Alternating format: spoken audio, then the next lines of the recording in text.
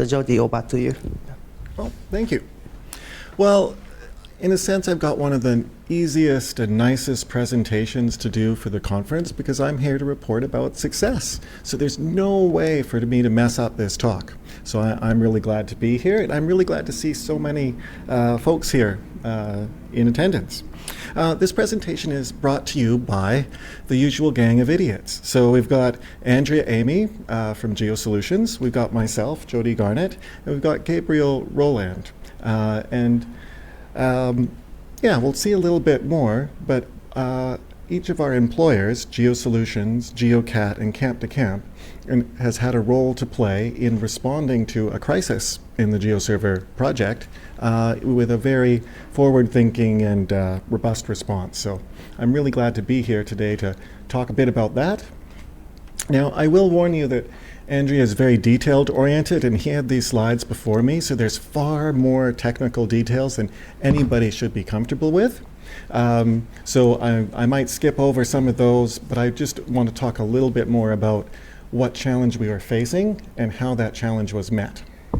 So just GeoServer as a glance, it is a Java web application. It's really just designed to take your data from whenever you have it in your organization and share it out to the public with as many protocols as we possibly can support, because we really want your data to be usable by the most number of people we can. In terms of GeoServer 3, you are here. We're just in the middle of developing GeoServer 3. It's the current development branch, and we are currently on track to deliver for March. So, now where this comes from is a roadmap challenge that the leadership of GeoServer encountered in 2024. Now, I gotta say, as a steering committee, we learned very early on not to talk about the roadmap, not to discuss future plans at events like this. And we had to break this rule. Now, the reason why we don't talk about a roadmap is because we'd work with someone and they'd have a great idea and we'd say, oh, this is going to happen in the future. And then they would say, oh, look, it's on the roadmap. You guys are doing it. Now I don't have to.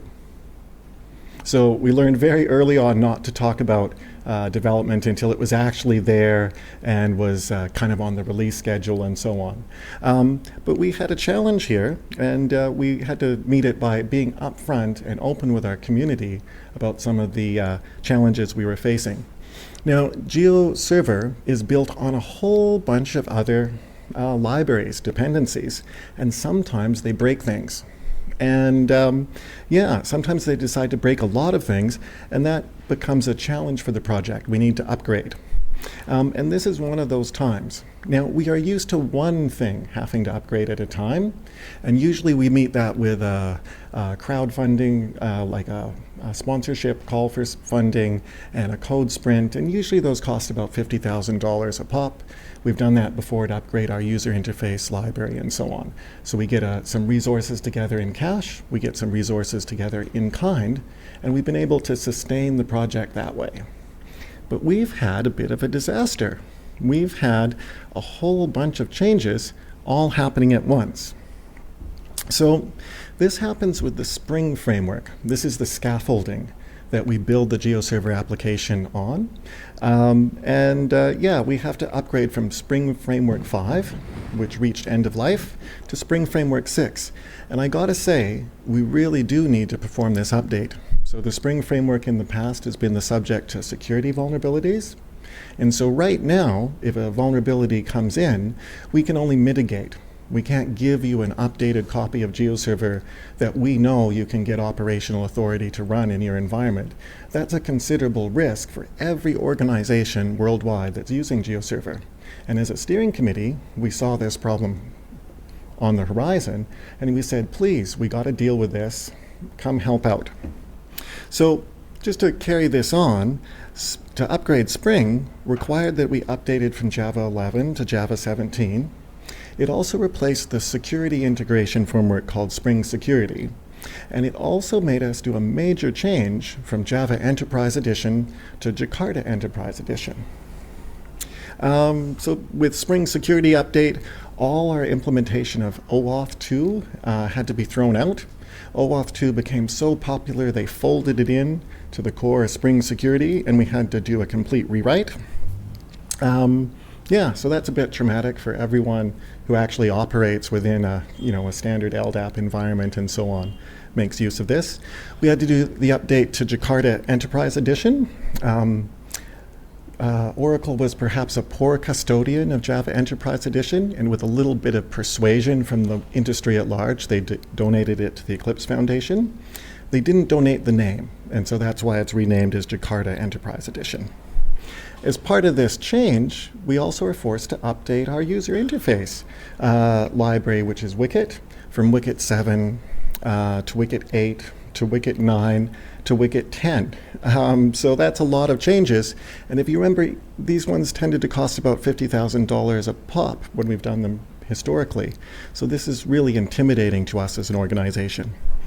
And then perhaps the scariest one was updating from Java 11 to Java 17. We make use of an image processing engine called Java Advanced Imaging, and it was originally shipped as part of Java. And forgive me if I'm repeating myself, Oracle was perhaps not the best custodian of Java, and it was released as OpenJDK. And when Oracle released it, they didn't open source this image processing engine. All the rest of it was donated to OpenJDK, but they kept this image processing engine behind. So in 2019, I worked with some folks at the Eclipse Foundation, and we got them to donate us this piece of Java, Java Advanced Imaging, to the Eclipse Foundation. But now, as part of this upgrade avalanche, we need to actually make this engine work and put it on the road, make it street legal, and actually make the transition. So this is a lot of work. Very intimidating. We asked our community for help, and I should also say that this work happens across a whole bunch of different projects. So it's not something we can do in isolation. We actually have to do what's called a code freeze and stop the world on all of these different projects. All the organizations that depend on these projects for their consulting business have to, accept an interruption in their cash flow. And we've got to try and make this change as quickly as we can so everybody can get back to work. So the initial community response was, I'd love to say great.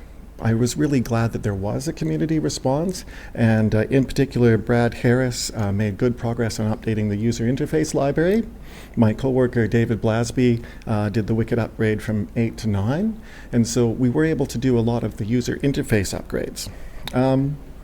We also had one where someone worked on making a new copy of OAuth security, and that was only a partial implementation. So we did have a community response in kind.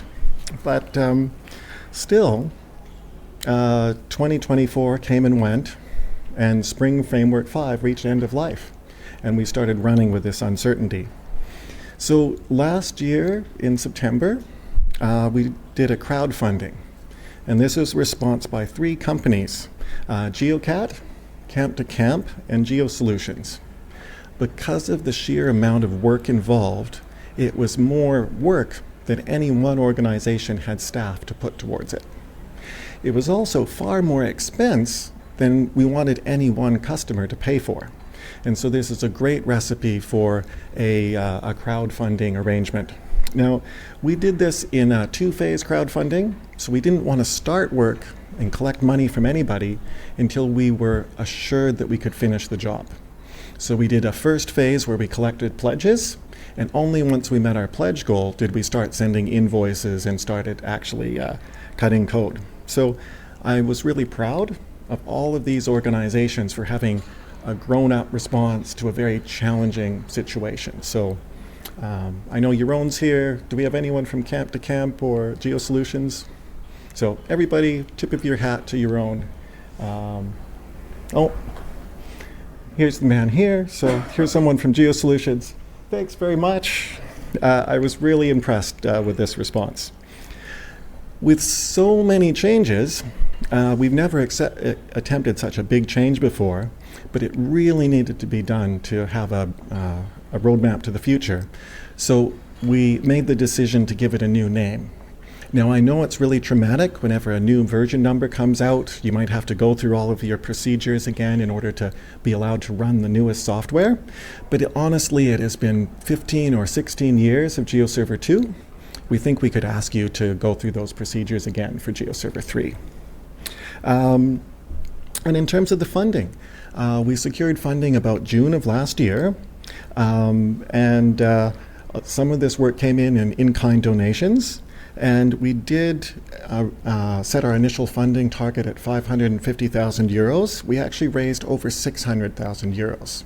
So this was a really heartening response about how valued GeoServer is around the world, and then how trusted these organizations are in their stewardship of the project. So thanks to all of these organizations for supporting us directly and building GeoServer a way forward. Do we have any of the sponsors in the room? There's more. There's some that are not listed. There is indeed some that are shy and are not listed. These are the ones that have agreed to have their logos up. Okay, and then we also have some individual donations along the bottom. So just this has been a very positive response, and I'd just like to take a moment to appreciate these organizations. So here's our plan. And you are here. We're in the middle of Milestone 2 for a Milestone 2 update. Here's a bunch of the individual components and things that we need to update along the way. And I'm now going to kind of dive into the technical details of what's been happening and how it's going. But the real take-home message here is that we are on track. So Milestone 1, the goal is to do everything possible before we do this Milestone 2 code freeze and kick everybody out of the pool. And we wanted to do as much as we could without breaking anything. And this is going to be all the changes we could do while still being on Spring Framework 5. And these results have landed in GeoServer 2.27.0, a lot of those Wicket changes, and in GeoServer 2.28, and I'll cover some of the changes that have occurred in the next slides. So a big one here was upgrading to Spring Security 5.8. And this was done by Andreas from ITS Digital Solutions Group. And so this is an example of one of those in-kind community contributions. Andreas also started a new OIDC module. So this is taking over from all of the OAuth modules that people have enjoyed and used for years. And this is only a partial implementation. So our team is working on filling in the gaps and making it a resource server or whatever the buzzwords are. But it was really nice that this project was started by a community contribution. Another change we did was really low level and technical, so gathering up all our dependencies in one spot in what's called a bill of materials, and this resulted in 178 files changed. We also upgraded to Java 17 as a minimum. We used a little thing called Open Rewrite to start off this work and then cleaned up the mess, and that resulted in 2,000 plus files being changed. Thanks to Gabriel Roland from Camp to Camp for that. And here's the exciting one for me. I already mentioned we got this donated to the Eclipse Foundation. So we, trying to think where we are here. In order to deliver this, the Eclipse Foundation donated us the code, the engine, but they didn't donate any of the test cases. So we had no idea if the engine turned over. Over time, GeoSolutions has built up a project called JAI Extension, which re-implemented a lot of the operators to be geospatial aware and happy. And those operators had test cases. So by combining the two projects, we were able to make one good one that we could test. And so in May 2025, we did an online code sprint and did that initial combination. You know, over 3,000 files changed. And then what else? Oh, I'm missing a slide here. Okay. We also did a little bit of work at a code sprint in Europe, and then we did a bit of work bringing everything together for GeoServer 2.28. So for Milestone 1, GeoServer 2.28 is now available. It uses Java 17 as a minimum. It has this new image processing engine included, and it has this OIDC community module for people to work with. So we did everything we possibly could. We actually released this just days before doing a code freeze. And yeah, so we were very happy with this result, and it's being out and tested by and used by our community now. So really nice to see milestone 1 come in a little bit late on schedule. Milestone 2, this is where we are now. And yeah, this is terrifying. So October 20th, most people jumped on an airplane. Andrea, who was already in Italy, did the change, breaking all of the code bases, and we got together for a code sprint at the GeoSolutions offices. So yeah, just absolutely everything was broken. I expected this to take like 3 to 5 weeks of just kind of blood on the floor, cleaning up the mess. But we had such a nice, strong response. We had like 7 or 8 people from around the world coming together. And in really intense week and a little bit of pasta, we went from nothing working to the full build passing. By the Saturday or the Sunday of that week. So a very productive activity. Yeah, so just in terms of numbers, getting the ImageIO extension 1, 500 or 600 files changed.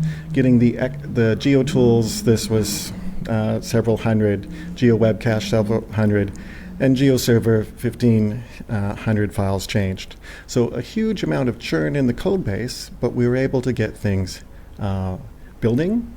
One thing that was helpful for our success was this open rewrite tool. It was able to do a lot of the manual grunt work changing, and then we were able to clean up the mess. And there's recipes for this tool for different things, like updating to Java or updating from Spring 5 to 6. So the migration's not perfect, but it was a really good start. The other thing that was very helpful for us is we have a lot of test cases. So when something compiled and then passed tests, we were pretty confident it was working. Similarly, doing the change for Java Enterprise to Jakarta Enterprise, we had to do this change across GeoWebCache and GeoServer. And then for Spring Security, the recipe did some of the work, but we had a lot of trouble with a lot of the URL pattern matching. And if I go back a little bit, Andrea probably had some details on some of the other challenges we ran into during the week. Another integration pain point for us was the new OGC API modules.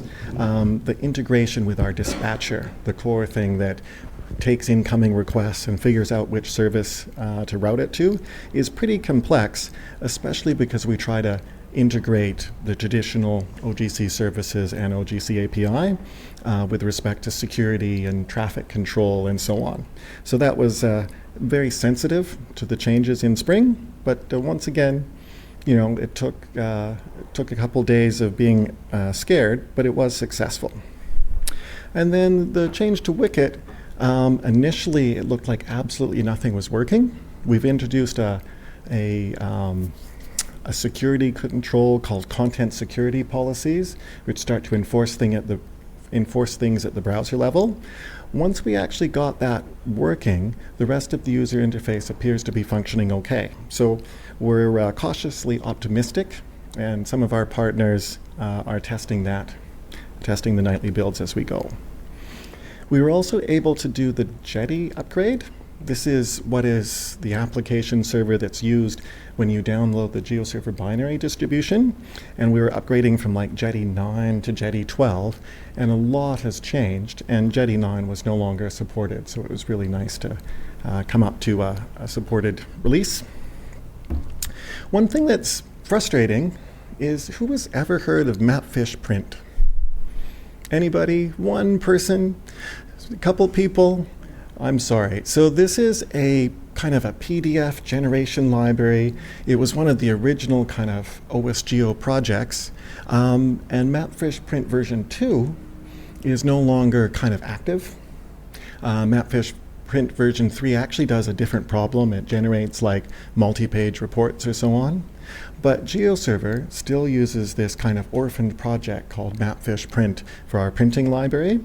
And so we're currently going through ideas for long-term maintenance. We were able to get it to build as part of this activity, but we're actually looking at getting the code donated into the GeoTools project for easier maintenance.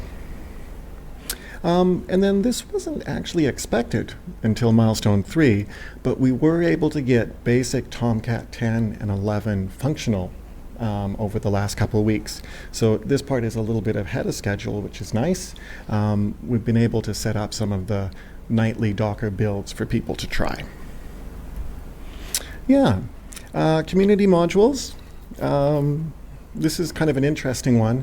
We've got a change coming in for GeoServer 3, introducing the idea of a pending community module. So right now it's tricky for us if we've got a community module that's under development that really just needs more socializing before it can be trusted.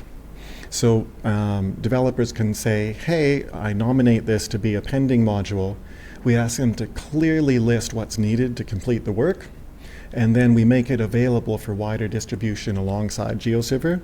So an example of this is the cloud-optimized GeoTIFF community module, which many organizations depend on. Sadly, it's not kind of production ready. In a few cases, it's got like stability problems or so on, and we really need that addressed before it's available as a stable extension. So if you're interested, I guess I should ask who uses cloud-optimized GeoTIFF? Couple people. Yeah, we'd love to have your support. This will be one of the pending modules. So we landed it. We made it through. The code freeze is now over, and folks are pretty exhausted. GeoServer starts up and mostly works in the embedded Jetty, and yeah, we're super pleased with that result. Okay, how much more time do I got? Almost nothing. Yeah, almost. Great. Milestone 3, this happens next. We are roughly on track for our March delivery. And one of the things I'm excited about is doing some improvements to the user interface. We would love to have folks with UI and UX experience join and take part. Thanks. Yeah, thanks, Jody, for GeoServer 3 status update. We have some time for questions. Anyone has questions? Okay.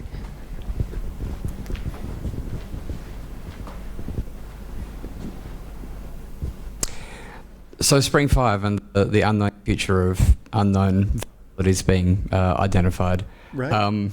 There's some known vulnerabilities, but okay, sure. They Fair are enough. Available to those volunteering on the GeoServer security list. Yeah, nice.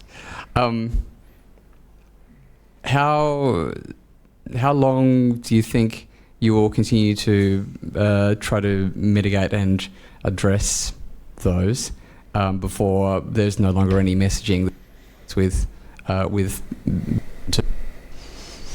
So I don't know what to say to that, sir, because like if a vulnerability happens, you've got one option, which is to like grab a GeoServer nightly build, or you could license the Spring Framework 5 from one of the vendors. They tend to charge by the CPU, and you might be paying several thousand a month until we're done this project.